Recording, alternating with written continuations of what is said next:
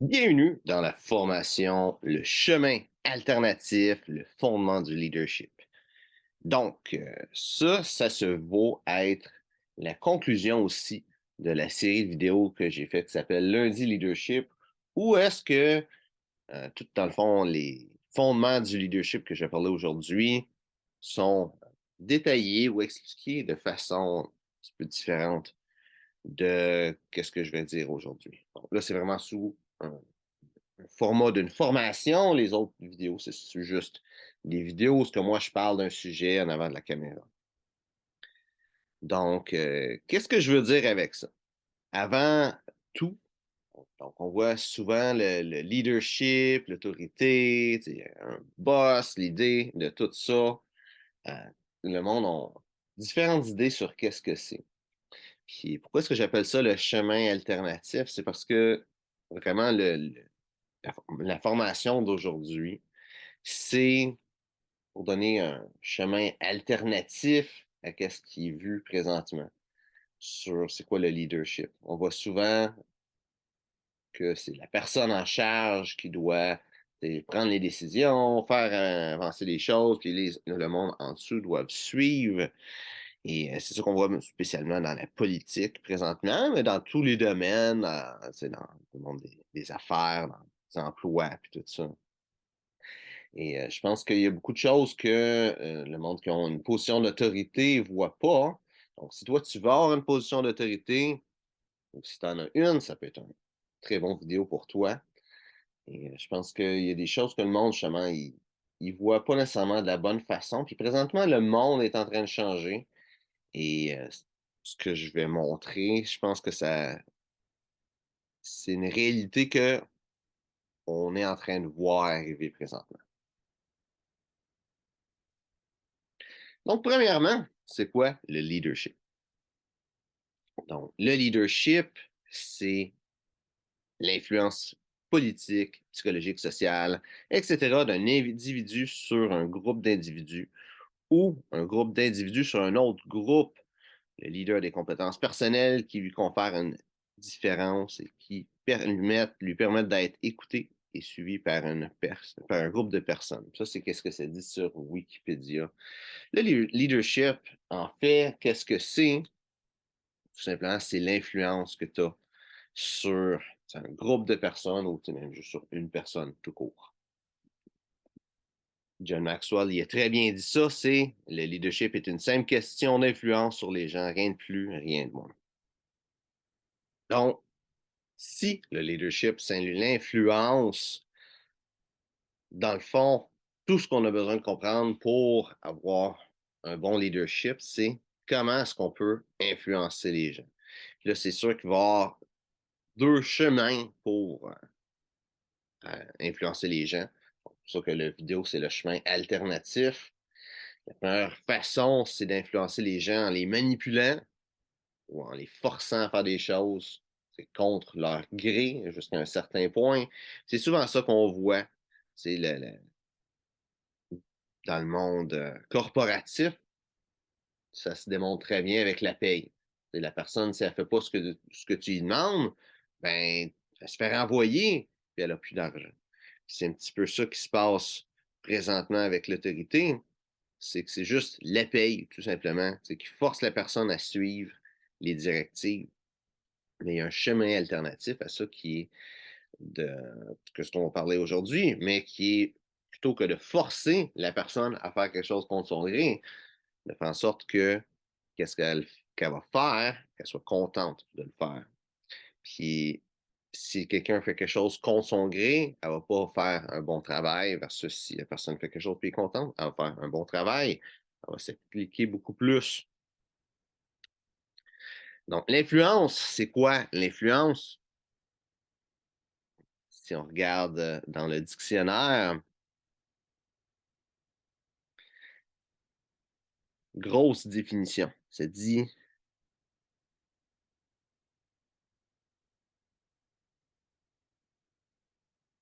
action qu'exerce une chose, un phénomène, une situation sur quelqu'un ou quelque chose.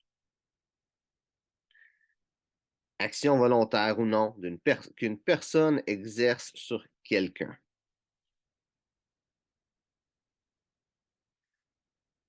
Ça dit aussi, ça parle de domination, de pouvoir, de puissance, de persuasion. Ça parle aussi du pouvoir social qu'une personne qui amène les autres à se ranger à son avis. Donc, tout ce qui est l'autorité, tout ça. Prestige. Ça parle aussi d'une action morale, intellectuelle. Ça. Et finalement, ça parle aussi d'autorité politique d'un État, d'une civilisation, d'une puissance sur d'autres puissances dans une région. Donc, l'influence, qu'est-ce que c'est? C'est la capacité à faire prendre action à quelqu'un, par exemple. La capacité à faire en sorte que quelqu'un fasse quelque chose ou pense quelque chose.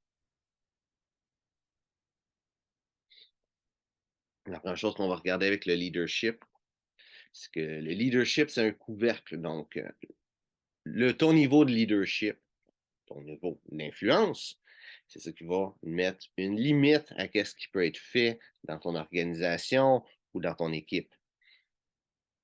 Donc, je veux dire organisation, équipe, je veux juste dire équipe pour le reste du vidéo. Mais c'est ça, dans le fond, en tant que leader, le niveau de leadership que tu as, le niveau d'influence que tu as, c'est ça qui va limiter la capacité de ton équipe à faire arriver des choses. Puis la raison est simple, c'est que si tu n'as pas une influence, pas un grand niveau d'influence sur ton équipe, ils vont juste prendre moins d'action. John Maxwell a dit une autre citation. John Maxwell, c'est une des personnes que j'aime beaucoup sur le leadership. Je t'invite à lire un ou plusieurs de ses livres qui sont très intéressants. Donc, il a dit, tout ce que vous cherchez à accomplir sera limité par votre aptitude à être un meneur d'hommes. Puis qu'est-ce qu'on voit de ça, c'est que là, on parle au niveau professionnel, mais même au niveau personnel, si tu as des objectifs que tu veux accomplir, des grands objectifs, c'est juste comme faire un ménage de printemps, tu n'as pas nécessairement besoin d'équipe avec ça, mais si tu as le goût de te lancer dans une entreprise ou de faire une organisation à but non lucratif ou juste n'importe quel petit ou grand projet que tu veux prendre, que tu veux créer, ta capacité d'accomplir ça va vraiment être limitée à ta capacité de diriger ces personnes. Donc, un leader va avoir des limites. Si on pense pour des exemples, McDonald's, la compagnie, la fameuse compagnie McDonald's là, qui vend des hamburgers et tout ça, ben, c'était deux frères au départ. Tu as peut-être vu le film justement là-dessus. Puis il y a bien des exemples que je veux dire qu'il y a un film que tu vas pouvoir regarder. Là. Mais McDonald's, c'était deux frères, il y avait leur entreprise, puis il y a quelqu'un. Après ça, comment que ça s'est passé? Ça, c'est une autre histoire, là, mais les deux frères, leur capacité de leader n'était pas grande. Et ça a causé un ralentissement ou un frein à ce que l'entreprise devienne une grande entreprise, la grande entreprise qu'on connaît aujourd'hui. Juste pour donner des exemples, il y a eu beaucoup de monde qui avait payé pour faire des franchises, puis il n'y avait même pas lancé de magasin. Il y avait de restaurants, je veux dire. Puis on le voit aussi avec juste la façon, dans le film, on le voit que les idées qu'il y avait étaient limitées versus la personne qui les a remplacées. Donc, comment est-ce que la personne les a remplacées? Là, c'est une autre histoire, que ça n'a nécessairement été bien fait, mais ça démontre bien que le leadership de McDonald's, était une limite. Un autre exemple, c'est Apple. Donc, avec Steve Jobs. Donc, Steve Jobs a créé Apple, l'entreprise a grandi, elle était florissante et il y a un jour où est-ce que les cadres d'Apple ont décidé de renvoyer Steve Jobs. Donc, Steve Jobs, qu'est-ce qui s'est passé? C'est qu'il est parti d'autres entreprises qui ont marché et éventuellement, la compagnie Apple ça n'allait plus bien et ils ont décidé de reprendre Steve Jobs pour être capable de ramener l'entreprise à un plus haut niveau, ce qui démontre que vraiment c'est le leader qui va vraiment faire arriver les choses. Henry Ford, c'est un autre bon exemple. Henry Ford qui était probablement aux États-Unis le meilleur exemple de, d'entrepreneur américain. Et Henry Ford, un jour est mort, et quand il est mort, l'entreprise a été déléguée à un de ses deux fils, et c'était pas le fils que le monde voulait avoir à cette époque-là. L'entreprise a eu de la difficulté jusqu'à temps que ce soit l'autre fils qui prenne le relais. Si on peut prendre les limites du leader, on peut prendre même dans le mauvais sens. Si on regarde, Hitler a été capable d'amener l'Allemagne à faire des atrocités. Et si ça aurait été quelqu'un qui n'était pas un grand leader, il n'aurait pas été capable d'amener ce mouvement de foule-là. Donc, on voit que quelqu'un qui a des aptitudes comme leader est capable d'amener le monde à faire des choses, que ce soit bien, que ce soit mal, mais c'est capable d'aller faire avancer les choses dans la direction qu'il veut. Si on pense à la compagnie Aucoq, pour aller avec un exemple québécois, je ne sais pas quel âge que tu as, mais tu connais peut-être pas Aucoq, tu connais probablement la compagnie Benny, Benny la rôtisserie. Donc, qu'est-ce qui s'est passé avec Benny? C'est qu'il y avait une compagnie qui s'appelait Aucoq, et Aucoq, tout simplement, eu des franchisés. C'était des franchises. Et il y a un des franchisés qui c'était Benny.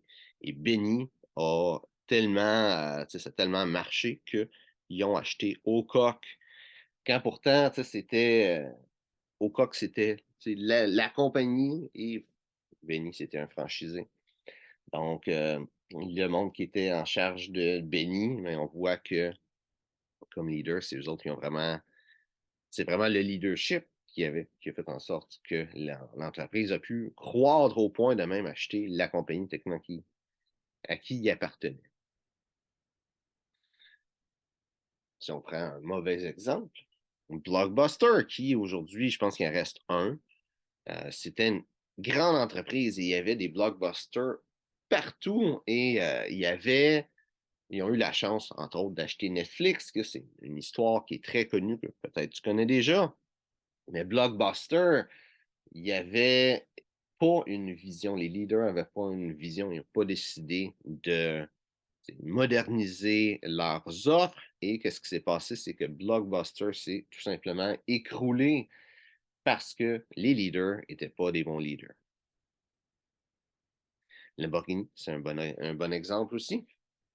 Donc, l'histoire de Lamborghini, comment que ça a commencé, c'est qu'il y avait la compagnie Ferrari, qui était une entreprise de voitures de luxe. Et il y avait des problèmes avec les Ferrari. Donc, Monsieur Lamborghini, lui, qu'est-ce qu'il faisait dans la vie? Je pense qu'il y avait déjà une entreprise, mais il travaillait dedans le marché agricole. Qu'est-ce qu'il faisait? C'était des tracteurs. Donc, Lamborghini a été voir M. Ferrari et il a dit, écoute, il y a tel problème dans ta voiture, tu sais, je peux te montrer comment le régler, puis ta voiture va être encore meilleure. Puis M. Ferrari a dit, écoute, je ne prendrai pas de conseil de quelqu'un qui fait des tracteurs. Donc, Lamborghini a dit, OK, pas de problème. Il est parti. Il a décidé de partir son entreprise et faire des voitures de meilleure qualité que Ferrari. Donc là, aujourd'hui, je vais dire entre Lamborghini et Ferrari, qu'est-ce qui est vraiment le mieux? Je ne suis pas un grand connaisseur de voitures de luxe. Mais du moins, à cette époque-là, Lamborghini a parti une entreprise qui rivalise Ferrari de nos jours. Et ça montre encore le leadership.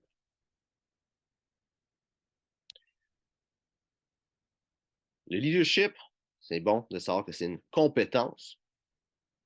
C'est pas. Il y a beaucoup de monde qui vont dire il y a des gens qui sont nés des leaders. C'est sûr que tu peux avoir certaines aptitudes, des certaines volontés, parce que, tu sais, au final, tout le monde peut devenir un leader, mais c'est pas tout le monde qui veut être un leader. Il y a déjà ça à comprendre. Mais c'est sûr que tu peux avoir peut-être des aptitudes que tu vas avoir qui vont t'aider au départ à devenir un meilleur leader, mais n'importe qui peut apprendre à être un leader. C'est une compétence, tout simplement, comme n'importe quelle autre compétence. J'ai décidé de choisir comme citation avec ça, une citation de Michael Jordan: gagnez votre leadership au quotidien. Donc, encore une fois, comme n'importe quelle compétence, c'est quelque chose qu'on peut apprendre. J'imagine que tu t'en doutes déjà vu que tu regardes une vidéo sur le leadership présentement, mais c'est bon de toujours apprendre sur le leadership si c'est quelque chose qui t'intéresse et que tu vois une importance, c'est bon de toujours apprendre dans ce domaine-là. Donc, comme j'ai dit, personne ne va être né un leader. Il n'y a personne qui va être, il n'y a pas d'enfant de 5 ans qui va diriger une grande entreprise, qui va devenir ou une petite entreprise va devenir une grande multinationale. Il y a des gens qui vont être nés avec des compétences de leader, mais c'est pas tout le monde. Tout ce que tu as vraiment besoin, c'est de la volonté. Puis ça, c'est bon à savoir aussi pour toi, bien entendu, mais c'est bon à savoir pour le monde qui va être dans ton équipe. Si tu as des gens qui ont certaines aptitudes ou volonté à devenir un leader, ou spécialement la volonté, tu peux développer ces aptitudes-là, ou même si c'est juste la volonté, tu peux le développer en tant qu'un grand leader, quelqu'un qui va être capable de faire amener les choses encore plus loin dans ton équipe. Le leadership, c'est transmettre sa passion. Quand tu as une passion pour quelque chose, ou juste une passion dans la vie, être passionné. La citation que je veux dire, ça démontre bien ça. C'est ça qui est vraiment important avec le leadership. C'est quand quelqu'un est pas passionné, aime pas ce qu'il fait, ça va pas bien aller. Mais si tu es capable de le pousser à aimer ce qu'il fait, là, les choses vont bien aller, puis ça va aller de l'avant encore plus vite. La citation, c'est transmettre, ce n'est pas remplir un vase, c'est allumer un feu, de Michel de Montaigne. Puis, une autre bonne façon d'expliquer ça, tu sais, comme leader, toi, tu peux être peut-être passionné du leadership, justement, vu que là, tu es en train de regarder ces vidéos-là, il y a des chances. Sinon, dans ton domaine, peu importe c'est quoi ton domaine, si tu es dans l'industrie automobile, tu es peut-être un passionné des voitures et tu as peut-être, peu importe ce que tu fais, je vais juste donner des exemples, tu as peut-être une certaine passion, on va dire que tu as une entreprise qui vend des voitures usagées. Donc, tu es un grand passionné de voitures, c'est pour ça que tu as démarré cette entreprise-là. Tu as besoin de quelqu'un qui va faire du marketing. Donc, cette personne-là, peut-être qu'elle n'aime pas spécifiquement les voitures. C'est sûr, si elle aime les voitures, c'est tant mieux. Mais juste si elle aime le marketing, est passionnée de marketing et que tu la pousses à apprendre sur sa passion, qui est le marketing, c'est ça qui va faire en sorte que les choses vont aller de l'avant encore plus vite. Parce que si la personne elle aime justement le marketing, dans cet exemple-là, elle va être poussée à en apprendre plus, à faire plus de choses, à vraiment aller de l'avant à ce niveau-là, pousser ça dans sa vie. Si tu es capable aussi peut-être de transmettre ta passion pour les voitures, ben, c'est sûr que ça peut aider. Puis chaque personne il va avoir des passions. Puis c'est bon de trouver ces passions-là, trouver comment est-ce qu'ils peuvent être mis de l'avant dans leur travail, dans leur tâche à faire pour l'entreprise. Puis des fois, ça peut être qu'une personne va être passionnée quelque chose dans un domaine qui n'est pas nécessairement spécifique à ses tâches, mais tu peux trouver ça aussi, des choses à faire. Par exemple, là, je donnais l'exemple des voitures. Je regarde rester avec l'exemple des voitures. Si une personne est passionnée de voitures et que tu le sais, mais que ton entreprise n'a pas rapport avec les voitures, là, mais que tu as besoin d'acheter une voiture de compagnie, tu peux dire à cette personne-là, lui donner c'est le projet de magasiner pour une voiture, tu lui donnes certains critères, mais c'est cette personne-là qui va vraiment utiliser sa passion à son plein potentiel pour pouvoir trouver la meilleure voiture pour ton entreprise. Ça démontre bien un petit peu ce que je veux dire, c'est l'ikigai. Donc, peut-être déjà entendu parler de ça. Il y a eu quelques années, je dirais, ou peut-être pas quelques années, mais parce que c'était très populaire de parler de ça.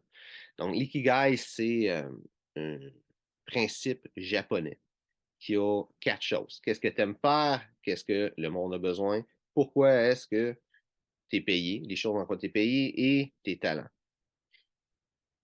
Donc, dans quoi tu es bon ou vos talents?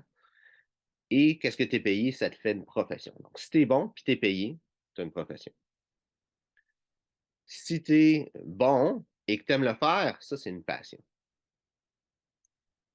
Si tu aimes faire quelque chose et le monde en a besoin, c'est une mission. Donc, si le monde en a besoin et tu es payé, c'est une vocation. Donc, c'est pas parce que quelqu'un, mettons, va avoir une passion que, qui aime faire quelque chose, qui est bon là-dedans, va nécessairement être payé et que le monde en a besoin. Donc, trouver l'ikigai, c'est de trouver les choses justement que le monde sont bons dedans, qui aiment faire. Parce que tu peux être bon dans quelque chose, puis pas aimer ça. Tu peux trouver qu'est-ce que le monde a besoin et en quoi est-ce qu'ils peuvent être payés à le faire. Parce que tu parles de quoi que tu aimes, que tu es bon, que le monde en a besoin, mais il n'y a personne qui est prêt à payer pour. Donc, si tu es capable de toi-même trouver ça, c'est bien. Mais comme leader, c'est aussi ta mission de faire en sorte que tout le monde dans ton équipe trouve ça au sein de ton équipe. Ou quitte à ce que ce ne soit pas dans ton équipe, mais il faut que tout le monde puisse trouver ça. Donc, comme leader, c'est ta mission que le monde trouve leur ikigai. Donc, comme je disais, il y avait un chemin alternatif. Il y a une différence entre un bon et un mauvais leader. Le bon leader, c'est quelqu'un qui va aider les gens dans son équipe à trouver leur passion, trouver leur ikigai et à faire quelque chose qu'ils aiment et qui sont passionnés au sein de ton équipe.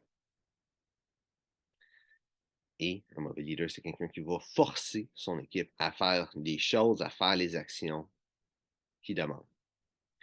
Puis il y a le roi Salomon, qui était considéré comme une des personnes les plus sages qu'il ait jamais vécu, qui dit car Dieu amènera en toute œuvre, car Dieu amènera toute œuvre en jugement au sujet de tout ce qui est caché, soit bien, soit mal.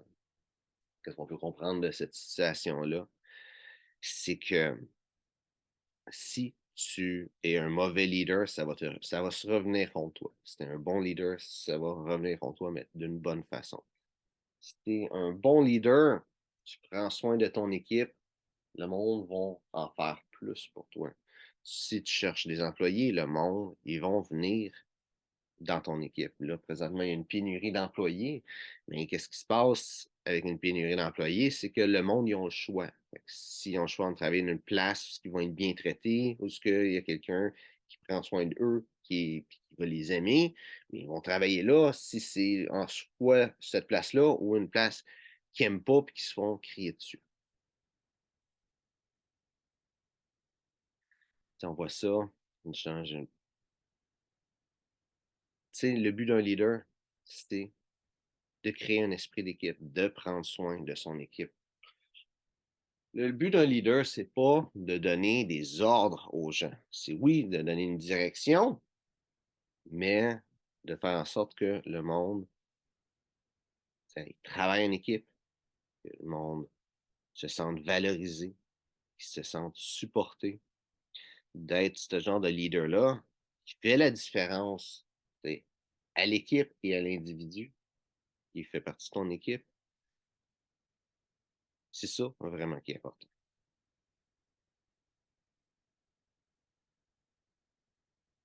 Donc, le leader est au bas de l'échelle. Donc, j'aime ça l'imager comme ça. Parce que techniquement, là, si on regarde l'échelle sociale dedans une entreprise, le leader va lui, c'est lui qui va être en haut. Mais le leader, en réalité, c'est lui. J'aime ça l'imager en étant celui qui est en bas. Parce que le leader, c'est lui qui va prendre soin du monde. C'est lui. La job de quelqu'un dans une entreprise, c'est de faire avancer l'entreprise, mais la job du leader, c'est de s'assurer que le monde qui travaille dans l'entreprise soit à leur meilleur pour pouvoir accomplir ces choses-là. Donc, j'ai une citation de Tom Peters, c'est les organisations existent pour servir, point final. Les leaders vivent pour servir, point final. Puis ça démontre bien ça. Tu sais, on dit une entreprise, la seule raison d'être, c'est de faire de l'argent. Mais le plus une personne va être motivée à prendre action, le plus une personne va se donner à son travail, le meilleur l'entreprise va aller, le plus d'argent qu'elle va faire. C'est l'entreprise, c'est pas juste des chiffres. L'entreprise, c'est les personnes qui travaillent dans l'entreprise. Donc, comme leader, c'est important de prendre soin de ces personnes-là. Si tu prends soin de ces personnes-là, tu prends soin de l'entreprise. Je parle beaucoup d'entreprise, mais ça peut être juste n'importe quel projet. Si tu prends soin des personnes qui sont dans le projet, tu prends soin du projet. Donc, ton équipe, ça doit être ta priorité en tant que leader. C'est ton rôle de t'assurer qu'ils sont capables d'accomplir leurs objectifs. Donc, s'il y a des compétences qui manquent, de les entraîner ou trouver une façon de les entraîner, même si ce n'est pas toi. Si la personne, tu sais, il faut que tu t'assures qu'il ait le temps, qu'il ait le support nécessaire pour être capable d'accomplir leurs objectifs. C'est ton rôle de les entraîner à grandir comme personne dans ton organisation. Donc, les gens changent. On s'imagine que le monde reste pareil, mais en réalité, les gens changent. La vie change, puis tout ça. Il y a des personnes. Le monde, tu sais, généralement, ils veulent avoir une augmentation de salaire, déjà. C'est très simple. Puis même si c'est pas. Même si c'est pas, tu sais, au niveau professionnel que tu veux regarder une affaire, le vidéo sur le leadership présentement, le monde veut, tu sais, avancer dans la vie. Fait que les intérêts changent, les goûts changent. C'est important de comprendre ça. Donc, ton rôle, c'est aussi de les entraîner à grandir comme personne dans ton organisation au point que, tu sais, si à un certain point dans leur vie, ils veulent des changements, il faut que tu les aides à atteindre ce changement-là à travers ton entreprise. Peut-être qu'ils veulent un rôle avec plus de leadership. Peut-être qu'ils veulent quelque chose qui a un meilleur horaire, qui a moins besoin de se donner. Ou à l'inverse, quelque chose qui a besoin de se donner plus. Peut-être qu'ils veulent développer certaines compétences. Donc, ton rôle, c'est de leur donner les outils pour grandir comme personne. Une autre chose que beaucoup de monde ne voit pas, c'est que leurs problèmes personnels à ton équipe, c'est tes problèmes. Puis, je ne vais pas dire au point où est-ce que, si la personne a fait quelque chose de stupide puis elle s'est endettée, qu'il faut que ben, tu payes la dette de la personne. C'est pas vraiment dans ce sens-là, je veux dire ça. Mais, par exemple, la personne dans ton équipe est en train de vivre un divorce, c'est vraiment dur pour elle, ben, son problème, son divorce, va affecter son travail, va affecter sa contribution dans ton équipe. Donc, c'est important à savoir ça parce que, dans le fond, son problème, c'est ton problème. Tu ne peux pas régler les problèmes de tout le monde, ça c'est sûr, mais il faut que tu comprennes que leurs problèmes, c'est tes problèmes. Au niveau, est-ce que le mieux que tu peux les aider, le, le mieux après ça, ils vont être capables de se donner dans ton équipe. Une autre chose aussi, il faut comprendre que chaque personne a ses propres capacités. Donc, comme leader, oui, il faut que tu supportes les gens à se donner à leur meilleur dans ton équipe. Tu les amènes à arriver à un point où mentalement, ils sont capables de se donner à leur meilleur. aussi que tu les aides à se développer pour que leur meilleur augmente, mais chaque personne a leur propre capacité. Il y a des personnes qui veulent pas se donner, il y a des personnes qui veulent, c'est pas avancer, veulent pas trop se forcer. Il y a des personnes que, ils veulent, mais ça prend plus de temps à comprendre des choses, à être capable de vraiment se développer. Tu comprennes ça. Donc, oui, tu sais, comme leader, ton but, c'est de faire en sorte que le monde grandisse, le monde soit capable d'accomplir leurs objectifs à leur meilleur. Faut que tu comprennes que à leur meilleur, c'est pas nécessairement le même niveau de qualité pour chaque personne. Chacun a sa propre capacité.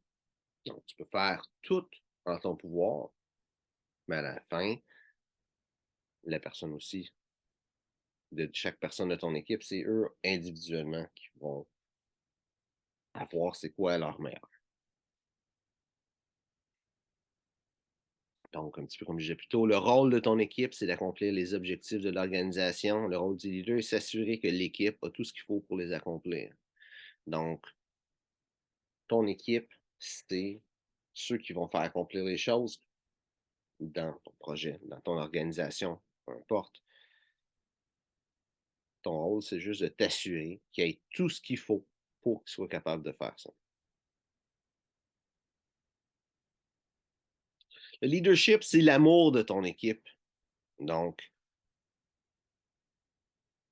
je pense que ça démontre très bien ce qu'on vient de dire jusqu'à maintenant. Donc, dans la Bible, c'est dit car toute la loi est accomplie dans une seule parole, dans celle-ci. Tu aimeras ton prochain comme toi-même.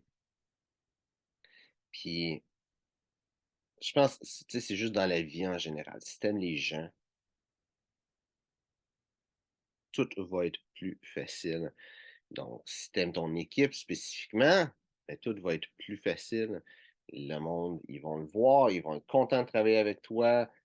Encore une fois, il y a toujours le principe de, il y a les gens qui vont, chaque personne va être différente. Fait que, si tu aimes ton équipe, il va y avoir quelqu'un qui, pour une raison mystérieuse, il t'aime pas, ou quelqu'un qui veut pas se donner, tout simplement, parce que c'est comme ça qui est. Mais, si en dehors de ces exceptions-là, si tu aimes ton équipe va t'aimer et ils vont en faire plus. Donc, tu aimeras ton prochain comme toi-même. Dans ce verset-là que je viens de dire, c'est directement, c'est Jésus qui avait dit ça.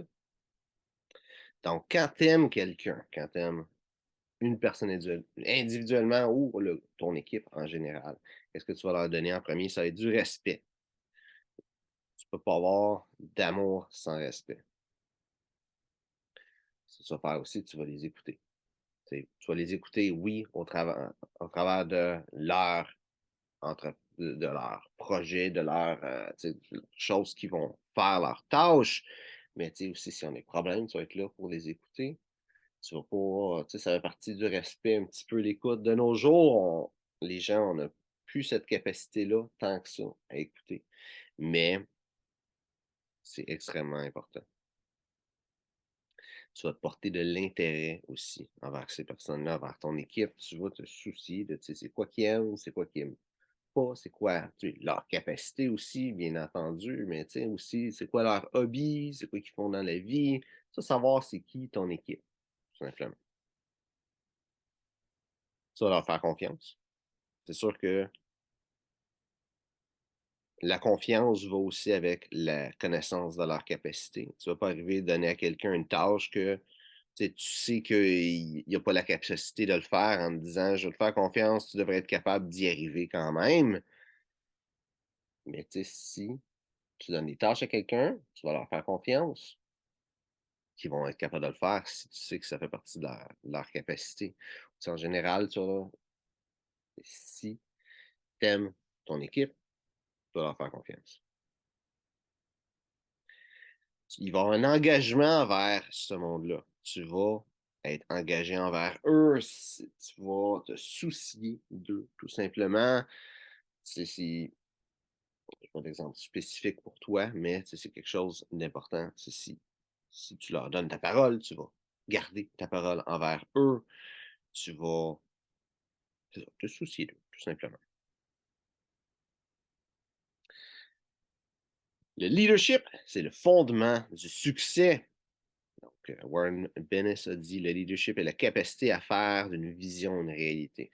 C'est vraiment, ça démontre bien après ça le résultat de ce que j'ai dit. Si tu aimes ton équipe, si tu prends soin de ton équipe, tu t'occupes d'eux, tu fais tout en ton pouvoir pour qu'ils aient la meilleure possibilité d'accomplir, eux, leurs objectifs et leurs tâches.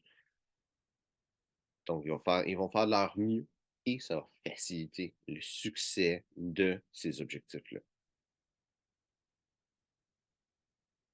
Il y a un proverbe africain qui dit: seul on va vite, ensemble on va loin. Et je dirais, le meilleur leader tu vas être, le plus tu te soucies de ton équipe, le plus loin tu vas aller, le plus facilement tu vas aller loin. Final, le leadership, personnellement, je dis que c'est vraiment tout ce qui compte dans la vie. C'est pour ça que c'est un sujet que j'aime beaucoup, que j'en parle beaucoup. Le leadership, ça va découler de beaucoup de compétences qui vont être, c'est quoi le leadership? J'ai dit c'est une compétence, mais en réalité, tu vas avoir des compétences d'écoute, tu vas avoir certaines compétences interpersonnelles, entre autres. Donc, toutes les compétences qui se réfèrent en étant le leadership, c'est est vraiment essentiel. Theodore Roosevelt a dit: le meilleur dirigeant est celui qui dispose d'assez de bon sens pour recruter les meilleurs pour accomplir ce qu'ils souhaitent voir accompli et s'abstient de toute ingérence dans leur travail lorsqu'ils le font. Donc, comme leader, tu laisses ton monde faire ton équipe, faire leurs actions dans ton équipe, qu'ils fassent leurs tâches, toi, fais juste les supporter.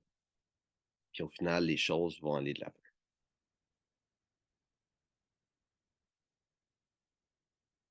Quand tu y penses comme faut, c'est qui, c'est la question, quelles sont les personnes qui t'ont le plus marqué, là, qui est écrit là?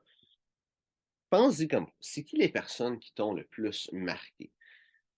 Tout le monde qui vont t'avoir le plus marqué, même si c'est pas du monde que tu as rencontré, c'est quelqu'un qui va avoir du leadership. Si tu penses à toutes les personnes que tu es capable de penser qui t'ont marqué, on va dire de façon positive, là, parce qu'il y a peut-être quelqu'un quand tu étais jeune qui t'a pété la gueule, puis tu te souviens de lui, puis ça t'a marqué. Mais tu sais, quelqu'un qui t'a bien marqué, quelqu'un que tu te souviens de lui, tu as des souvenirs positifs de cette personne-là. Ben, cette personne-là, tu te souviens de lui parce que c'était un bon leader. Ou c'est suffisamment bon leader pour que tu te souviennes de lui. C'est vraiment son leadership qui t'a marqué. Donc, si tu as besoin de temps, tu peux mettre la vidéo sur pause et prendre le temps d'y penser. Je te dis, tout le monde qui va te venir en tête, c'est des personnes, même si c'est pas évident à premier œil que c'était le leadership qui t'a marqué, si tu prends le temps d'y penser, tu vas réaliser que c'est ça.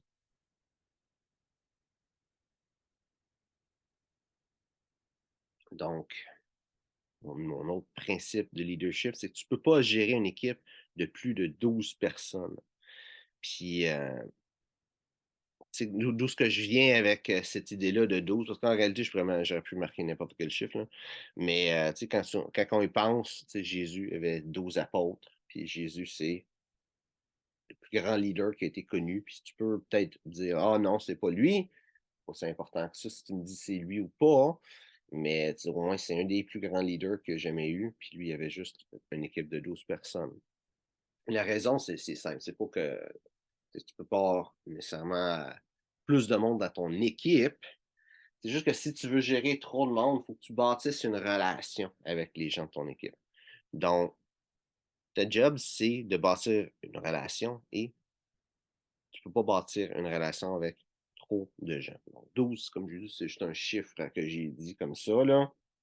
Et j'utilise ce chiffre-là spécialement à cause de l'exemple de Jésus, mais tu peux pas avoir une trop grosse équipe. Ça a été démontré scientifiquement que tu peux pas avoir plus que 150 relations interpersonnelles dans ta vie. Tu peux pas connaître plus que 150 personnes puis bâtir une relation avec eux. Ça, c'est en général, au total, là, ça va inclure ta famille, tes amis, oui, là, le monde à ton travail, mais ça va inclure le monde à ton travail, pas juste ton équipe. Si tu as un boss, ben, ça va l'inclure lui. Si tu as certains autres départements dans ton travail, ben, ces autres personnes-là, où il faut que tu bâtisses une relation. Donc, à un certain point, tu ne peux pas avoir exactement 150 personnes dans ton équipe que tu vas gérer. Parce que ça veut dire que tu as juste ça dans ta vie. Tu as plus que ça dans ta vie. Ça peut être même, techniquement, ça l'inclut aussi le, la personne qui va travailler au dépanneur où ce que tu vas mettre ton gaz, puis acheter des affaires, tout ce monde-là s'inclut dans les 150 relations. Donc, l'important, c'est pas d'avoir une grosse équipe. L'important, c'est d'avoir une petite équipe. Et si tu as besoin de plus de monde pour faire les choses, ben que ton équipe, ça soit composée de leaders qui, eux, vont gérer différentes équipes. Simon Sinek, qui est une autre personne que j'aime beaucoup sur le leadership. Je n'ai pas vraiment de livre de lui, mais j'aime beaucoup les vidéos qu'il fait en ligne. Tu peux aller les regarder aussi. C'est quelqu'un qui parle en anglais, par contre. Là. Donc, il dit le chef ou le leader doit cesser d'être responsable du travail pour devenir responsable des personnes qui sont responsables du travail. Donc, c'est comme leader, il faut que tu sois la personne en charge d'une équipe. Cette équipe-là, ça peut être soit elle qui est en charge spécifiquement de le faire ou la personne qui est en charge de l'équipe qui est en charge de le faire. Et si tu as une entreprise, mettons, moyennement grosse, ben, peut-être que tu vas avoir une équipe qui est en charge de faire le marketing. Ben, ton équipe, c'est pas l'équipe du marketing, ça va être la personne qui est en charge de l'équipe du marketing. Ça va peut-être une équipe de vendeurs, mais ça va être le directeur des ventes qui va être celui qui est membre de ton équipe. Et les vendeurs, ben, ça va être l'équipe de ton directeur des ventes.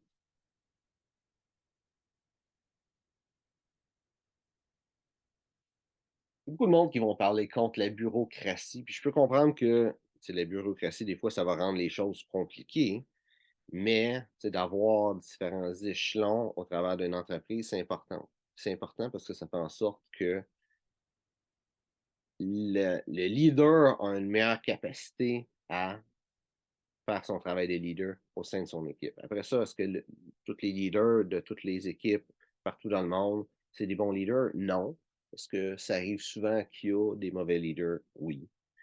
Mais c'est quand même un fondement essentiel pour être capable de faire en sorte qu'un leader fasse une bonne job.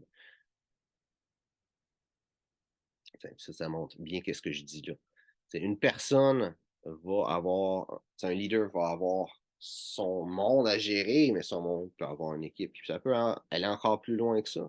Tu peux avoir une personne qui est en charge, par exemple, si tu as plein de magasins, ben, une personne qui est en charge de tous les magasins, qui va superviser tous les magasins.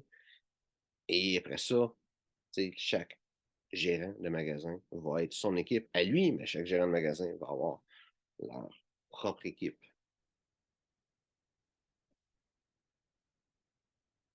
Un autre point essentiel, c'est qu'il faut que tu laisses ton équipe apprendre de leurs erreurs. Donc, c'est en deux points. Premièrement, il faut que tu acceptes que les gens, c'est des gens, puis ils vont faire des erreurs. Mais aussi, il faut que tu t'assures qu'ils apprennent de ces erreurs-là. Parce qu'il y a des gens qui vont faire des erreurs, puis qu'ils ne vont pas apprendre de ces erreurs-là. Donc, Napoléon dit, lorsque j'ordonne à un ministre, je lui laisse le soin de trouver les moyens par lesquels il l'exécutera.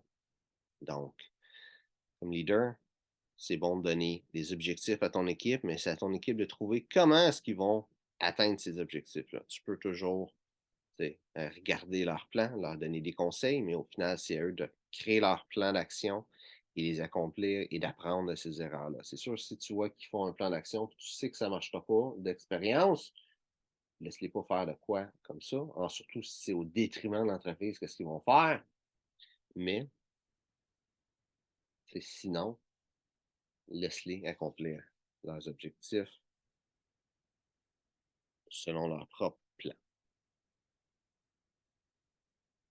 Ça vient avec le point que je disais un petit peu plus tôt, que ton objectif, c'est de laisser ton équipe grandir. Donc, en apprenant de leurs erreurs, ils vont apprendre justement ces erreurs-là, qu'est-ce que cela, ces choses-là qu'ils ont faites, qu'est-ce que cela a apporté de mal et comment est-ce qu'ils peuvent intervenir après ça en fonction des actions qu'ils ont prises. C'est l'expérience finalement. Si le monde, ils prennent de l'expérience dans ton équipe, mais ils vont être capables d'utiliser cette expérience-là pour eux-mêmes au sein, encore une fois, de ton équipe. Versus si tu leur dis juste tout quoi faire, bien, ils ne prendront pas d'expérience. Ton équipe ne grandira pas ou ne sera pas capable de faire aller les choses de l'avant.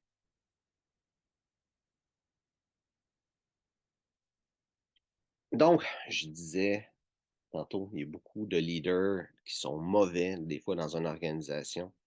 Et tu peux te poser la question, comment changer la culture de ton équipe et de tes leaders? Donc, j'ai deux choses que tu vois dessus. J'ai tout le temps, quand je mettais les débuts de chapitre, il y a tout le temps une petite photo à droite que j'en parle pas trop. Mais là, la photo à droite, c'est quelque chose de pensée. C'est how bad do you want it? C'est à quel point que tu le veux. C'est une image de Gary Vaynerchuk qui lui parle beaucoup de ça, de la culture et changer la culture. C'est vraiment simple en réalité. Et ben, c'est pas vraiment vite, mais c'est vraiment simple. C'est toi-même, tu fais ce changement-là en toi. Tu encourages les gens autour de toi à faire ce changement-là. Et petit à petit, ça va faire un mouvement de foule qui va faire en sorte que tu vas changer la culture. C'est petit à petit. Et il y a une limite à ce que tu peux faire. Tu peux en parler au plus de monde possible de cette idée-là de changer la culture si tu vois vraiment qu'il y a quelque chose à faire, quelque chose de grand à changer. Mais c'est vraiment ça, c'est tout. Par toi-même. Ça commence par là. Ça commence par toi-même, puis à ton équipe aussi. Lao Tzu dit un leader excelle lorsque les gens savent à peine qu'il existe. Quand son travail est accompli, son travail atteint, ils disent on l'a fait nous-mêmes. Ça s'explique bien aussi l'idée du leadership. Ça, c'est quelque chose que tu peux transmettre aussi à ton équipe. Toi, comme leader, ta job, c'est de supporter ton équipe. T'sais, tu pourrais, on entend ça des fois, tu pourrais pas être là, puis les choses se feraient quand même. Ou, c'est une expression qui est dit souvent par du monde qui sont justement des bons leaders. Mais la réalité, c'est que la présence du leader est encore importante. Oui, les choses se font d'elles-mêmes, mais la présence du leader est encore importante. Mais c'est ça que tu peux transmettre comme mentalité à ton équipe. Que eux, eux autres, c'est des leaders aussi qui ont leur propre équipe, de supporter leur équipe. Oui, prendre des actions, tout ça, parce que des fois, comme leader, le job d'un leader, c'est oui, comme j'ai dit, de supporter son équipe, mais quand même, un leader va avoir d'autres tâches à faire aussi qu'être leader. Donc oui, le leader peut faire ces tâches-là aussi, mais au final, son support, sa présence, il a besoin d'être bénéfique, mais tout simplement, sa présence doit être bénéfique. On sent ses actions, bien qu'elle aussi, mais c'est sa présence doit être bénéfique en premier lieu. Et tu peux transmettre ça à ton équipe. Que eux aussi, leur présence soit bénéfique aux autres. Donc, le changement, ça commence par toi, tout simplement. C'est toi qui va, j'ai pas le mot en français, mais embodied, prendre les valeurs de c'est quoi être un bon leader. C'est toi qui vas devenir un bon leader pour ton équipe, qui va créer ce changement-là en toi. Le meilleur leader tu vas être, le plus le monde autour de toi vont être poussés aussi à être des bons leaders. Tu peux avoir besoin des fois de discuter avec des gens, mais ça part par toi, tout simplement. Donc, c'est ça pour aujourd'hui, les vidéos. J'espère que tu as apprécié. Si c'est le cas, ben, like, partage. Si tu penses qu'il y a quelqu'un qui peut bénéficier de cette vidéo-là, partage-le avec lui. Donc, je te remercie de regarder la vidéo et peut-être à une prochaine fois.